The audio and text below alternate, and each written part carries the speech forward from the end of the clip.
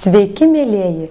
Jovita ir vėl grįžta su Astrologijos centro astrologinėmis prognozėmis 12 zodiako ženklų. Prognozės skirtos visai savaitei. O dabar apie bendrasias savaitės tendencijas. Ši savaitė turėtų būti greita ir energinga. Vargu ar teks stumti laiką. Jis pats labai greitai prabėgs. Pirmadienis turėtų būti svajingas ir romantiškas. Ši diena tinkama stiprinti santykius, aiškintis su meilė susijusias problemas. Antradienis ir trečiadienis ypatingai aktyvūs ir energingi. Tik neapsimkite per daug darbų, nes galite neįstengti jų atlikti ir netilpti į laiko rėmus. Palanku tvarkyti skubius reikalus, eiti į darbo pokalbius, dėrėtis dėl didesnio atlyginimo. Ketvirtadienis, penktadienis ir šeštadienis – geras metas finansinėms operacijoms bei svarbioms sutartims.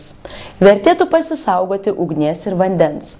Sekmadienį galite paskirti kelionėms ir svajonėms. Tinkamas metas vandens procedūroms, ypač pirtims.